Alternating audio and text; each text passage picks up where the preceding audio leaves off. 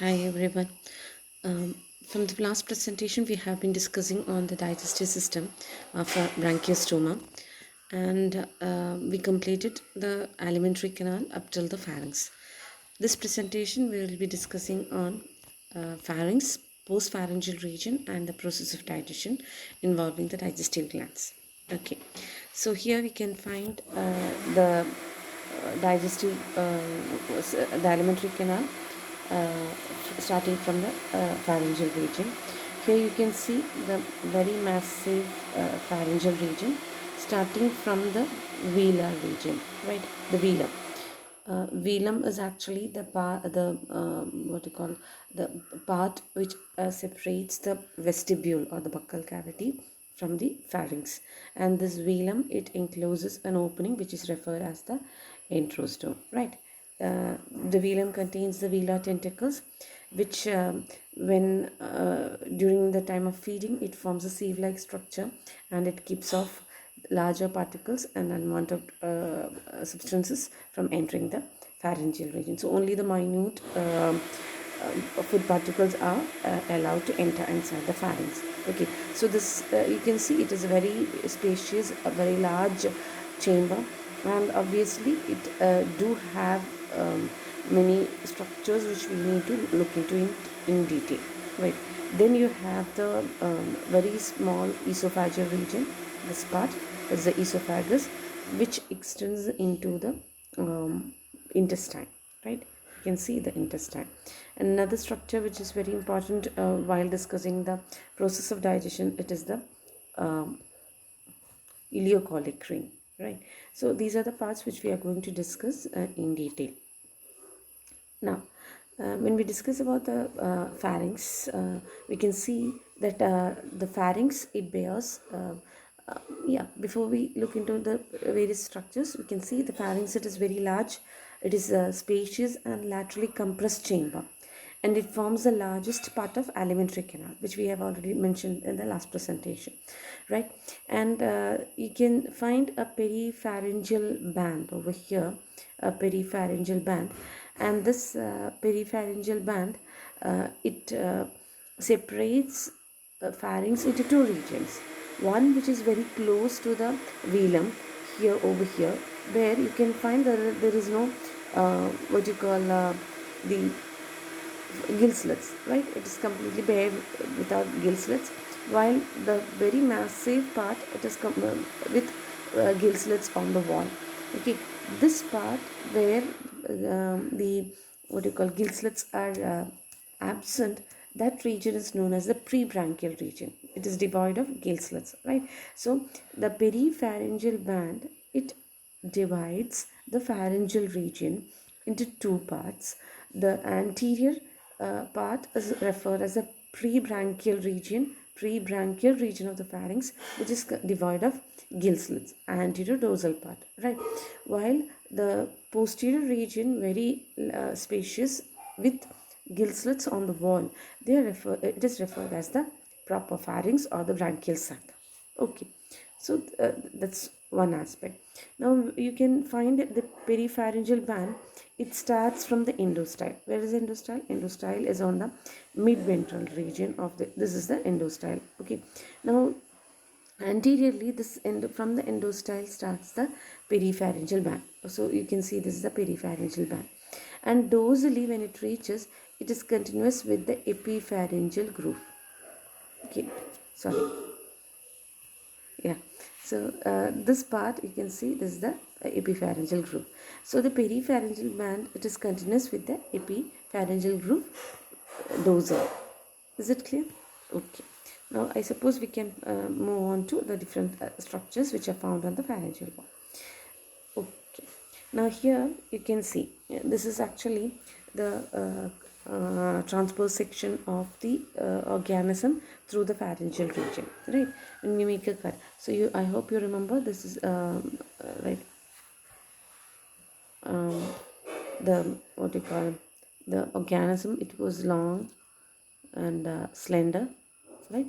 And if this is the pharyngeal region, we are making a cut like this, okay, and we are viewing it from here, right? So this part, the notochord, where the notochord and the nerve cord and all passes. So this is the dorsal side, right?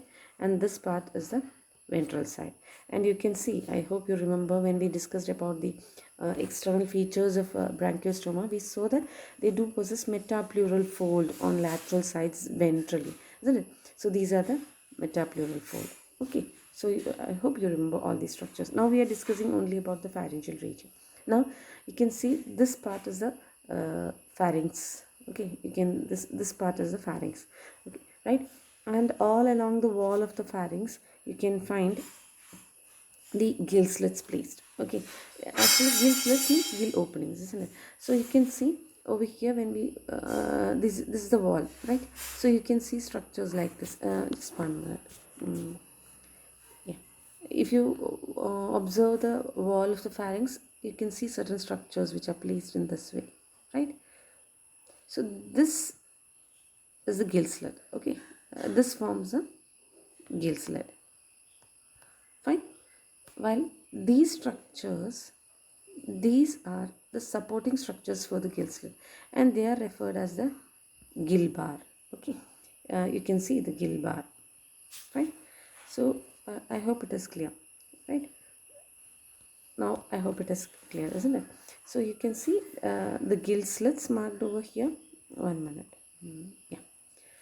So gill slits are marked over here. So these are the openings, or these are the spaces between the gill bars. And where do these gill slits open? This is the pharyngeal region, right? Inside. And this part is the atrium. Okay, this part is the atrium. And you can see the dorsal side of the pharynx, it is attached to the body wall. While only the lateral and the what you call ventral sides are free. The ventral sides are surrounded by the atrium. Is it okay? So the space around the pharynx, it is referred as the atrium, and atrium surrounds the pharynx along the lateral as well as the ventral sides, the atrial cavity. Okay, and at the posterior region of the organism, posterior part of the organism, you can see the atrium opens out through the atrial. So I suppose till here it is clear. Okay, now what are the other structures which are found in connection with pharynx? Another structure we can see the endostyle, right? The endostyle on the, this part is the endostyle. Okay, it is on the ventral side, mid-ventral side of the pharyngeal region. You can see if this is the pharynx, so this is the ventral part, isn't it? And the mid-ventral line, you can see the endostyle extending.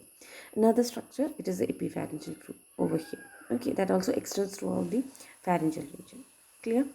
I hope till this part, this is the structure is clear. Okay. Now, just 1 minute. Okay. Okay. So when we speak about the pharyngeal wall, the lateral walls of the pharynx, it is perforated by almost 150 to 200 pairs of gill slits, right? And these gill slits, they are closely and obliquely placed. Obliquely, that is, it is, you can see it is not straight, isn't it? So it is slightly tilted. Okay, obliquely placed, they are narrow vertical openings. Okay, these gill slits are otherwise referred as gill clefts or gill chambers.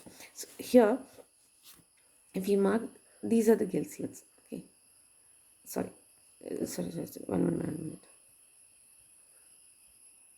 Okay, these openings, these are the gill slits, right? You can see the spaces inside, isn't it? So the spaces inside, it forms a gill slit, while the supportive structures, these structures, 1 minute.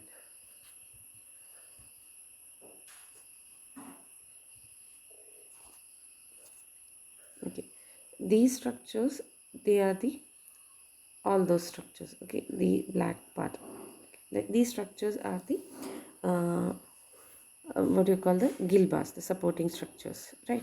So this is the gill bar, another one, and we saw the what you call just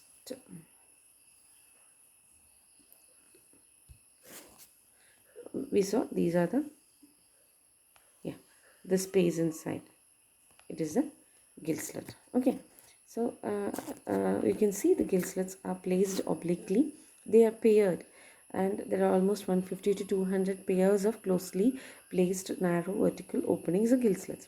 Now through these gill slits, the pharyngeal cavity, it communicates with the atrial cavity. That is what we saw in the previous slide, isn't it? It is the gill slit through which the pharyngeal cavity, the pharyngeal cavity, it communicates with the atrial cavity through the gill slits, right? Okay, and the gill slits, they bear, even though there are, we refer it as a gill slit, they don't bear any gills inside, right? And you can see that their number increases with the age of the individual, age of the animal, and usually the new gill slits are added from the posterior side of the pharynx, and the portion of the pharyngeal wall between two adjacent gill slits, it is referred as a branchial lamella or the gill bar, which we already saw. Okay, it is referred as a gill bar. You can see on either side of the black lines, right? Here you can see on right. So this structure, this part is referred as the gill what you call gill bar. Okay, this is the gill bar, right? And the gill bar, it is supported by gill rod. You can see the dark black line, right, all along the gill bar. That is a gill rod. Okay, that is a supporting structure. Fine. So that is the pharyngeal wall between two adjacent gill slits. It is referred as a gill bar. This was the same case with what we saw in the in Cilia as well, isn't it? On the pharyngeal wall, there were gill slits, and the spaces between the pharyngeal wall between the two adjacent gill slits, it was referred as a gill bar itself. Right. Now, we saw that the gill slit doesn't possess any gills. So what is its function? A gill, the gill bar surrounding the gill slit, it is lined with ciliated epithelium. Okay, and these cilia on the cilia on the epithelium, it actually moves and it helps in movement of water out of the pharyngeal cavity. Okay, so in a way, this also helps in keeping water flow, maintaining a continuous water flow into the pharynx from the mouth. Fine. So there is a continuous water flow maintained by the beating of the cilia along the epithelial lining of the gill bar. Okay, now apart from that, these gill bars, it also contain blood vessels, and as we already saw, the skeletal gill rod.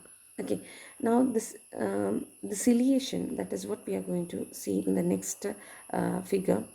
That is this is a simple structure, and here you can see one important feature. Okay, that in this you can see this gill rod, right? Here what happens, reaching over here, it is dividing, right? Here also it is dividing, here also we can see it is dividing. So this is the dorsal part, okay, and this is the ventral. Just 1 minute. Okay, so this is the dorsal part and this is the ventral part. Okay, starting from the dorsal part, you can see coming over here, this is dividing. Similarly, here also, this also, it divides. This one also is dividing towards the ventral side.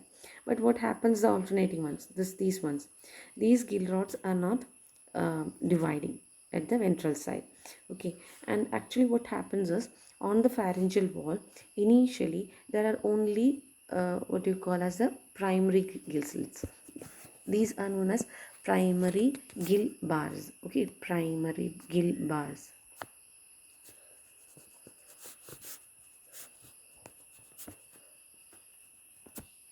Okay, now what happens is, as the organism grows, each from the dorsal part of the dorsal wall of the primary gill bar, a skeletal rod arises or a small tongue bar arises. So from here a small tongue bar arises. Okay, and this tongue bar, it elongates and it reaches the ventral wall.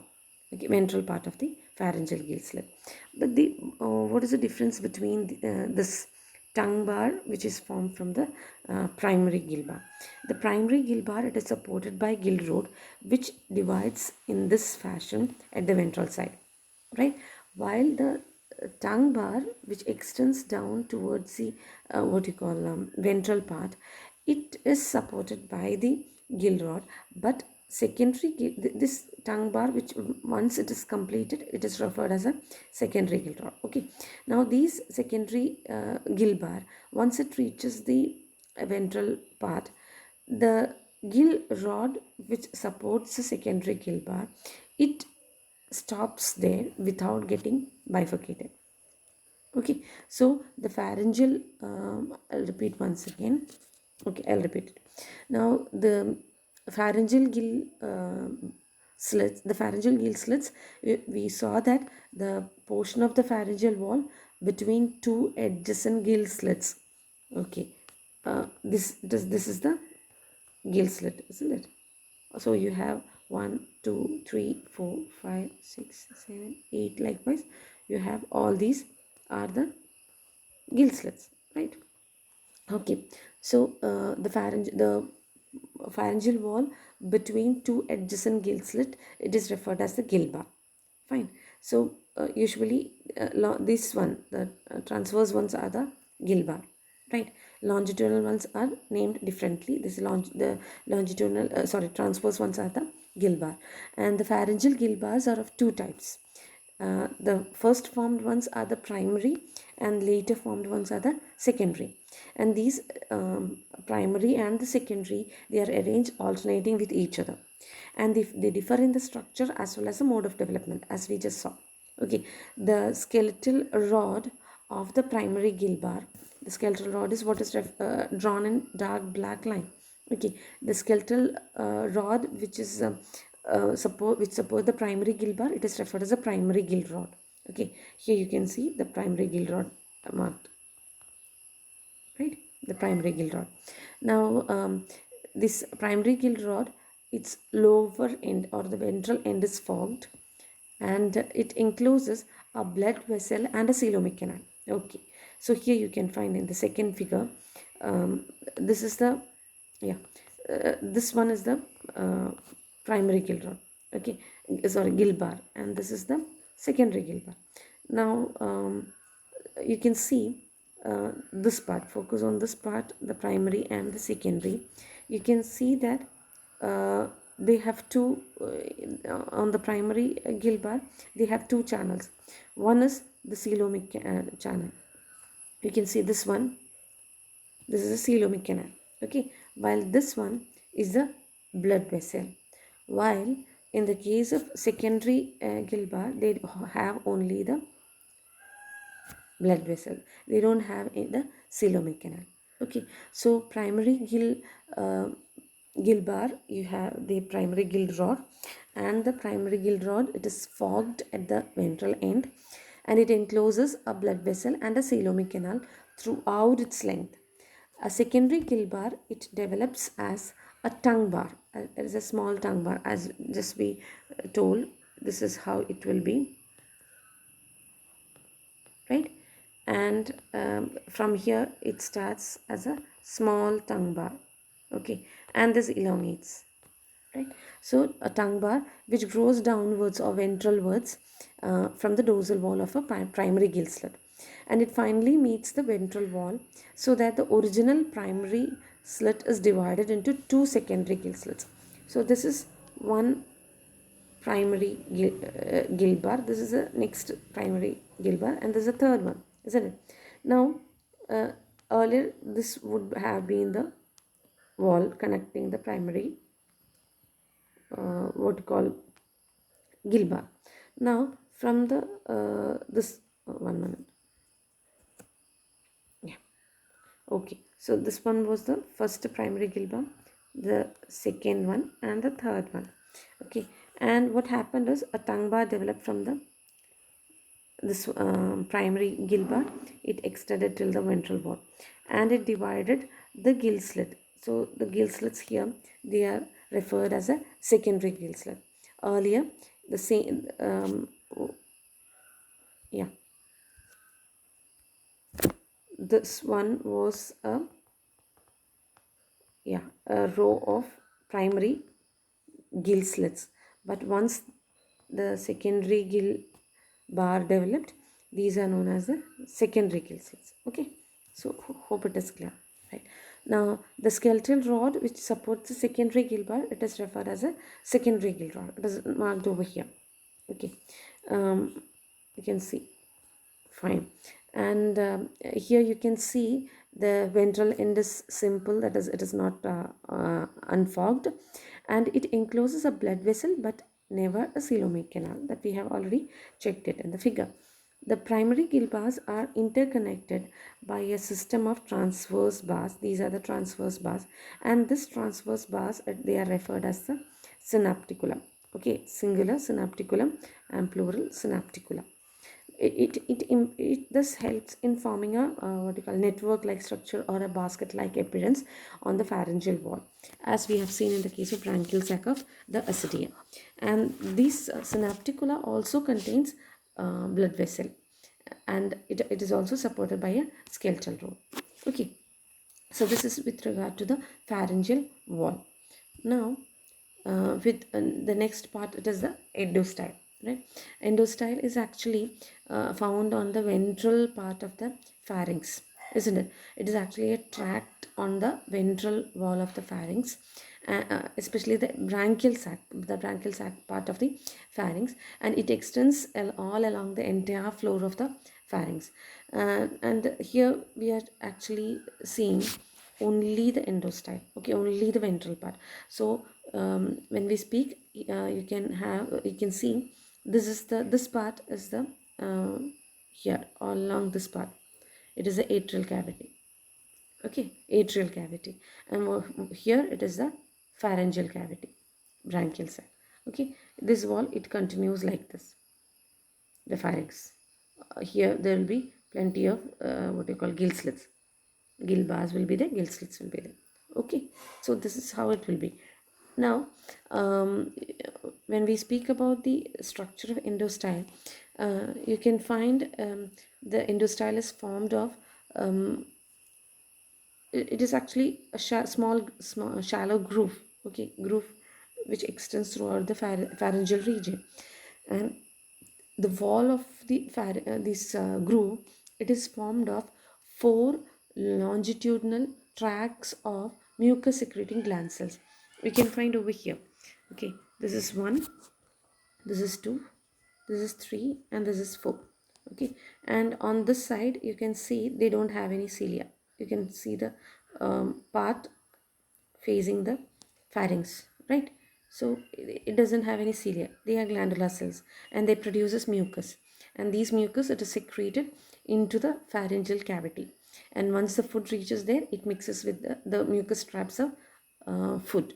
Okay, so this is, and you can see these what you call the mucus secreting glandular cells, it alternates with ciliary tract, isn't it? Here you have a what you call ciliated cell patch over here, one, right? Another over here, you can see this one, right? 2, here 3, and here 4, and here you have the 5.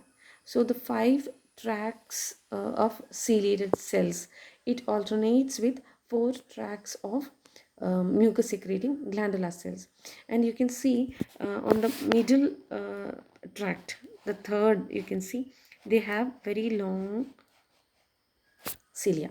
Okay, median cilia, they are very long, and the cilia actually that is the longest one.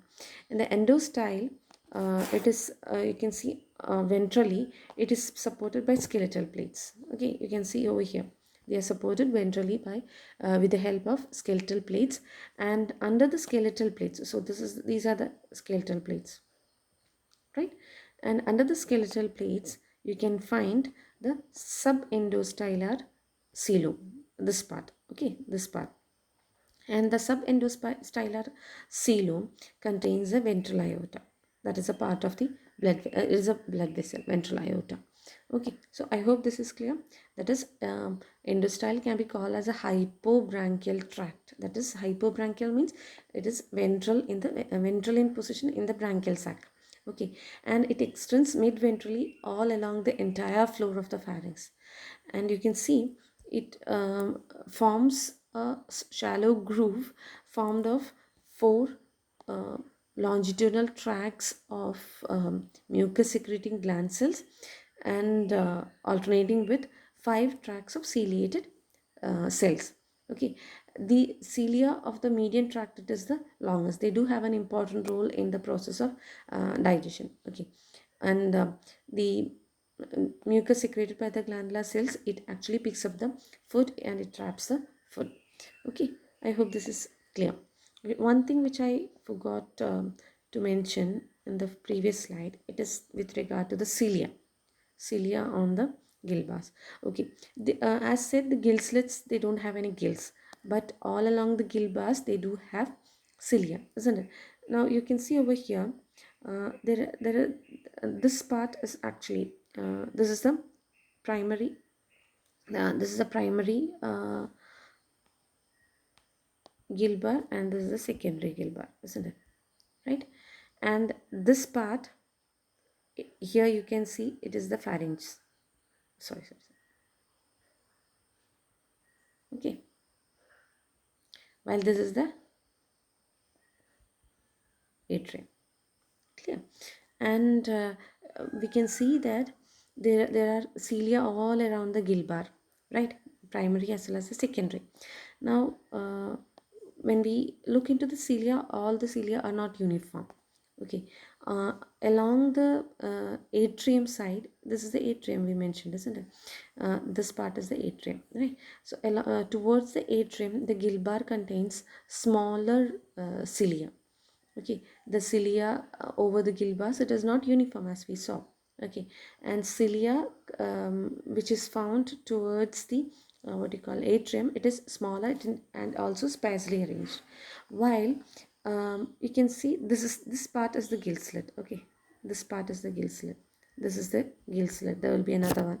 So likewise, so the part which faces the pharyngeal gill slit, it contains cilia which are larger than the cilia found on the this part, that is a part which faces the atrium, and this cilia, they are referred as the um, lateral cilia. Okay, the lateral cilia, actually the cilia covering the epithelium of anterior and posterior surfaces are referred as the lateral cilia. Anterior with respect to the body of the organism. Okay, so if this is the anterior part, if this part is the anterior with the head region over here, you can see the anterior surface as well as the posterior surface bear the lateral cilia. The lateral cilia are long and they are densely placed, that is very closely placed, while the cilia which is present on the narrow tract, that is this part, okay, of the epithelium, on the inner or the pharyngeal side,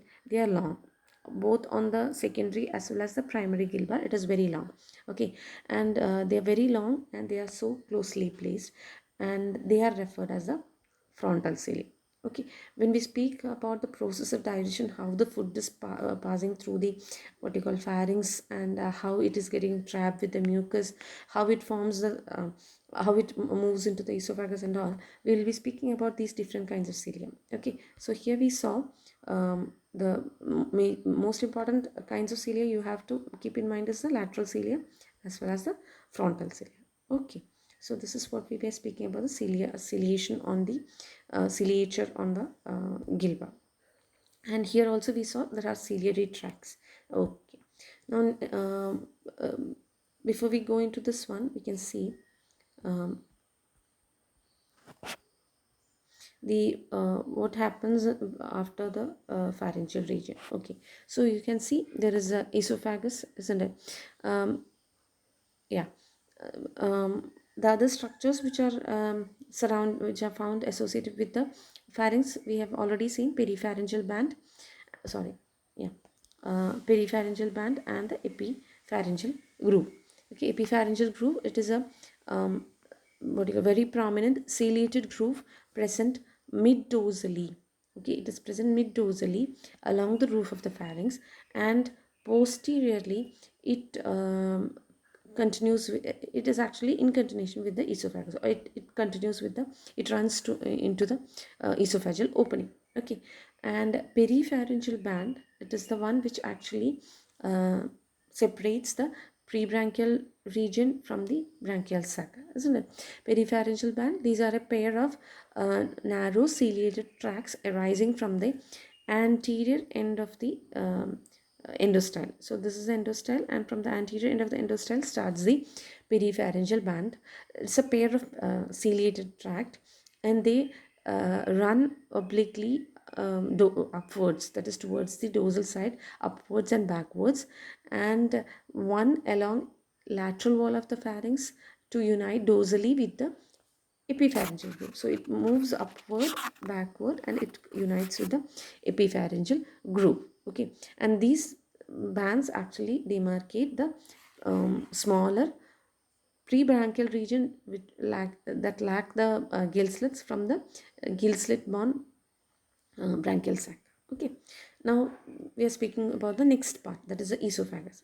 Okay, esophagus, it is posterior to the pharynx, obviously, and it is very short, narrow, and tubular structure, having ciliated internal lining, and they lead into a very long intestine. So very small part. Okay, that is the esophagus. Now intestine, it is as long as pharynx, even though it is not a very spacious one, but it is lengthwise it is almost similar to that of the pharynx, and it is suspended from the dorsal body wall by dorsal mesentery into the atrial cavity. So it is suspended in the atrial cavity, and the intestine can be divided into three parts. The anterior part is referred as the midgut. Okay, yeah, you can see the whole intestine can be divided into three parts. One is the midgut, right? And the you have yeah, the hindgut. Okay, and a part which separates these two, it is the ileocolic. Okay, so the intestine can be differentiated into three parts. The anterior part, it is you can see it is relatively wider, isn't it? It is wider than the hindgut. So that part is the midgut, and a large blind pouch which is referred as the diverticulum, midgut diverticulum. It arises from the junction of esophagus with the midgut. Okay, so from the junction of the esophagus to the midgut, the midgut diverticulum, it is a pouch like structure. You can see it is just a pouch like structure. It arises from the junction of esophagus and the midgut, and it is placed mid ventrally, towards the ventral side and on the right side of the pharynx. The lining of the midgut on the lateral side bears a lateral ciliary tract. So you can see the pharyngeal wall contains a gill slit, and the gill bar supporting the gill slit, they all had the cilia, isn't it? Then moving onto the esophagus all along the internal lining, it was ciliated. Now coming to the midgut, we saw they do have lateral ciliary tract. That is, it was not continuous. That is, cilia is not found all along the what you call internal lining. Instead, it forms small lateral ciliary tract. Okay, so cilia is placed only on a certain tract. Its cilia, it beat downwards, directing food into the midgut diverticulum. Okay, so what happens is food enters the pharynx. Okay, and then it passes into the esophagus. From there it reaches the midgut, but the cilia on the you can see the lateral ciliated patch, isn't it? Right, you can see over here these lateral cilia, it actually beats in such a way that food from the midgut, it enters the diverticulum. Okay, and midgut diverticulum is a digestive gland. So digestion of the food, it happens inside the midgut diverticulum. And so lateral ciliary tract is important with respect to the process of digestion. Fine.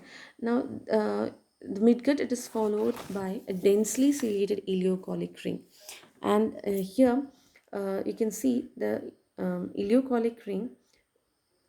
This part, it contains cilia all along the internal lining. Okay, and these cilia, what happens is it moves in such a way that there is a rotating movement happening. So once the food reaches the okay, so food has passed into the midgut diverticulum, and from there it moves back into the midgut. uh, um,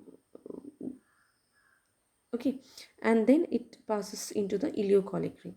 Once it reaches over here, due to the beating of the cilia along the internal lining of the ileocolic ring, the foot makes a whirling movement or rotating movement. Okay, and it takes some time to pass the ileocolic ring. And why it is happening actually? So that the digestion is completed. It can get more time for digestion to complete, and at the same time the absorption as well. Okay, now you can see the hindgut region. Hindgut, compared to every other part, it is narrower. Okay, and the terminal part, it is referred as the rectum, and opens out into the atrium, out into the external environment through the anus. Okay, I hope it is clear. Fine.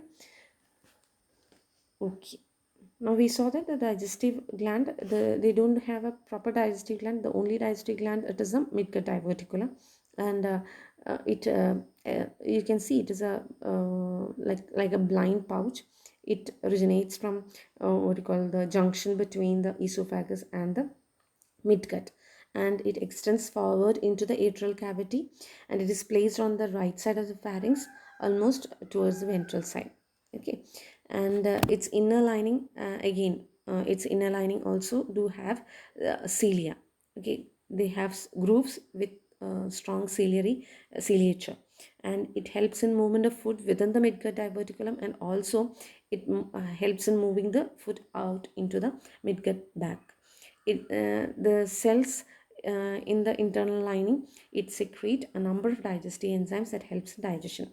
The epithelial lining of the intestine, other than the cells in the midgut diverticulum, they do have these uh, there are glandular cells in the what you call intestinal region as well, and these glandular cells, they secrete digestive enzymes. So we can see the digestion, it is done with the help of uh, like two regions. One is the glandular cells in the midgut diverticulum, and another is glandular cells in the intestine. Okay, now we can see the process of digestion. um, okay, now branchiostoma, it is a microphagous organism, microphagous. That is why we saw that there is actually two different filter system. One is at the entrance with the help of the oral cirri. Now second one, it is with the help of the velar tentacles. So while water passes through the two filters, the only this very small food particles, it is allowed to get inside the pharyngeal region. So it is a microphagous animal. It feeds on diatoms, protozoans, pelagic microscopic organisms which are suspended in the seawater. So seawater, once it is taken inside into the buccal cavity, and from there into the pharynx, most of the larger particles, food particles, as well as the what you call unwanted materials, are being filtered out. Only the smaller ones gets inside. Okay, now how they feed? They are ciliary feeders, or what we know as filter feeders. These branchiostoma, it leads a sedentary life, isn't it? They remain buried, only the anterior part of the trunk, it projects out. You remember the picture, isn't it? Protruding out into the water. Now food particles are filtered from the water current entering the pharynx through the mouth, and finally the water, which enters inside the pharynx, it moves out through the pharyngeal gill slits into the atrium, and from there it moves out through the atriopore. Okay, now the cilia on the wheel organ, I hope you remember the wheel organ in the vestibular region. Okay, the cilia on the wheel organ, it makes a rotatory movement.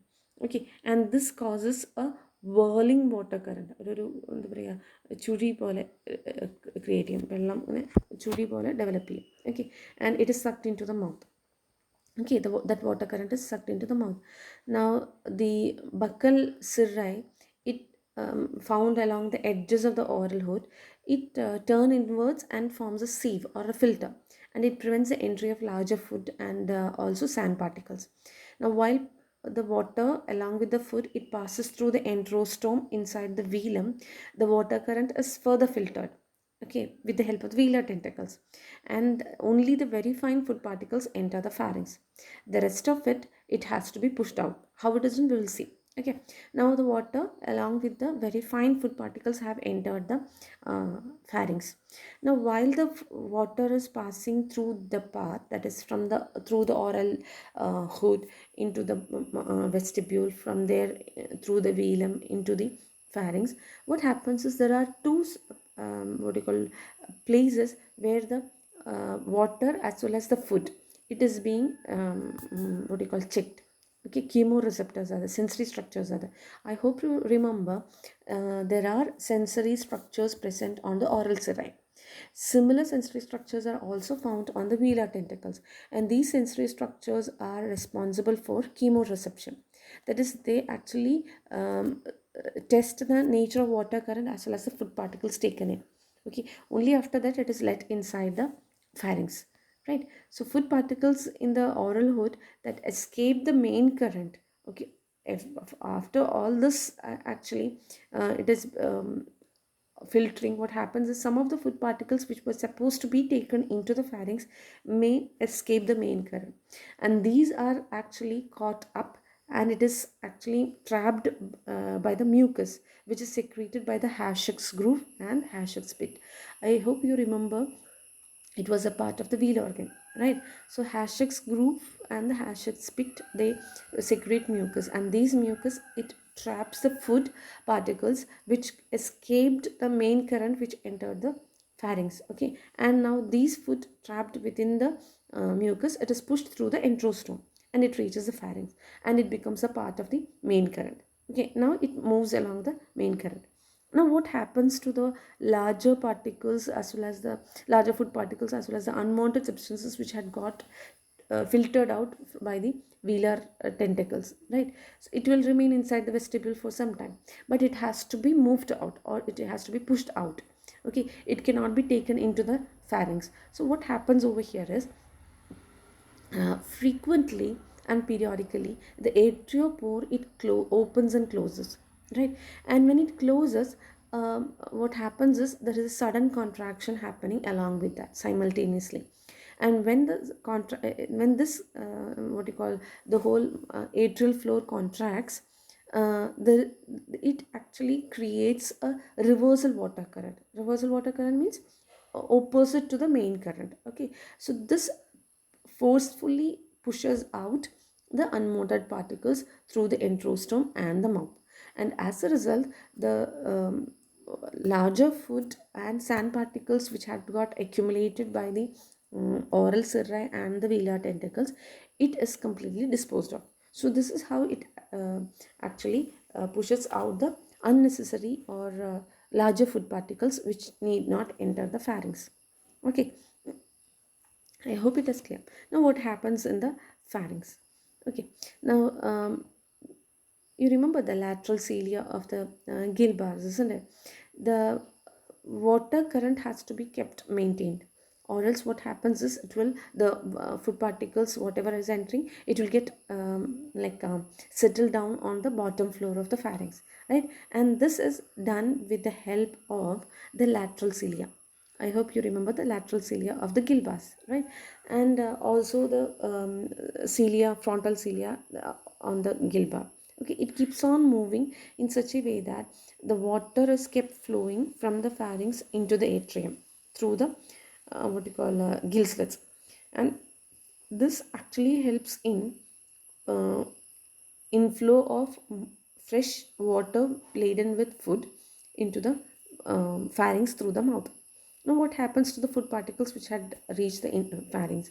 Inside the pharynx, the food particles get entrapped by the mucus which is secreted by the endostyle. I hope you remember the endostyle had what you call glandular cells, isn't it? Longitudinal tracts of glandular cells, and these secrete mucus, and the food which reaches the pharynx, it gets trapped within the mucus. These mucus plus the food or mucus trapped food, it is you can see, okay, so the food has entered, and then it gets trapped in the mucus.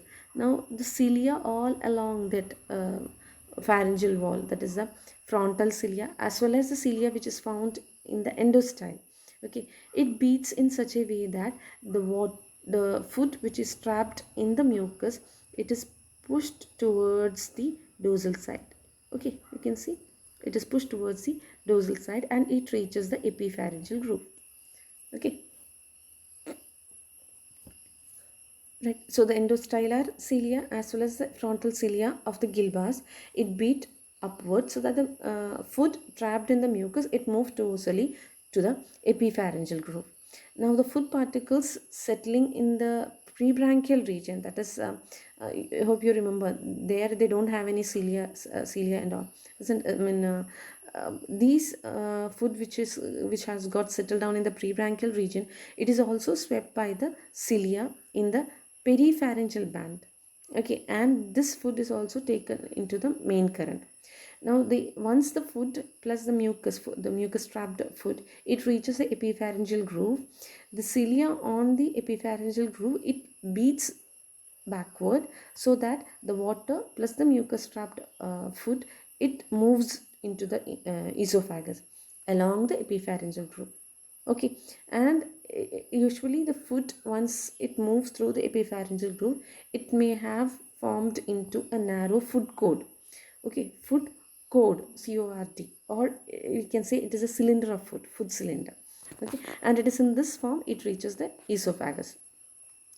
Okay, now how the digestion happens. So as we said earlier, the food, it passes from the pharynx due to the beating of all the cilia. So this is a food. Okay, this is a food code, right? You can see, right? Now the food code, it has reached the esophagus. Fine, and by the beating of the cilia over here, what is the cilia we refer it actually? You remember? Yeah. So these cilia are on the midgut. It is known as the lateral ciliary tract, isn't it? This is the midgut region, right? So it has passed the esophagus and it has reached the midgut. But because of the beating of the lateral ciliary duct, it enters the midgut diverticulum. Okay, and along the midgut diverticulum also we can find cilia, and this is pushed back into the midgut, right? And it reaches the ileocolic ring, where they have cilia all along the internal lining, and the cilia over there, it beats in such a way that the food cord, it is actually, it rotates inside the ileocolic ring, isn't it? So this is how the food passes in the post-pharyngeal region. Okay, now the process of digestion, we already saw that digestive enzymes are secreted at two sources. What were they? They were the midgut diverticulum and the intestinal region, right? The mid especially the the midgut epithelium. Okay, this part, the midgut epithelium, the internal lining of the midgut as well as the midgut diverticulum. These are the two parts where the digestive enzymes are secreted. The food cord from the pharynx, it passes through the esophagus into midgut, right? And we already saw it enters the what you call midgut diverticulum. Inside midgut diverticulum, two ways of digestion happens, both extracellular as well as intracellular. What happens is, there are certain phagocytic cells in the midgut diverticulum, and these phagocytic cells take inside the food. Okay, the food is taken into these cells, right? And the digestion happens inside these cells. So that is why it is also referred as intracellular digestion. Okay, otherwise the whole process of digestion is extracellular, right? Now while it is passing through the midgut and the midgut diverticulum, the digestion or the breakdown, chemical breakdown happens. Okay, once it passes back into the midgut and then into the ileocolic ring, the food cord, it undergoes rotation due to ciliary activity of the cilia on the ileocolic ring, right? And this actually breaks up the food into smaller particles, and this helps in mixing up the enzyme thoroughly with the food, and since it is getting rotated inside the ileocolic ring, what happens is the food remains in the particular part for a longer period of time, and hence the enzyme gets more time to take up the digestion.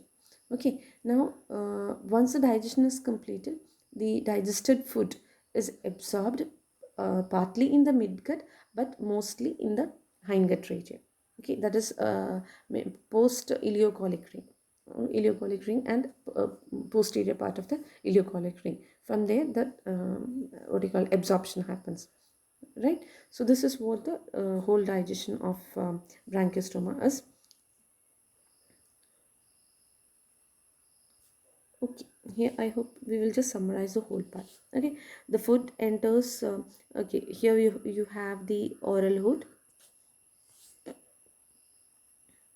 isn't it? Anterior to the organism, it is like this, and right. So the organism is in this way, right? They have the yeah, caudal fin, then yeah, somewhat like this, right? And they have the oral cirri. Okay, so here what happens is this part is the vestibular part. Okay, and the vestibule, posterior to the vestibule, you can see the velum. This part is the velum, right? And the velum contains an opening which is known as the enterostome.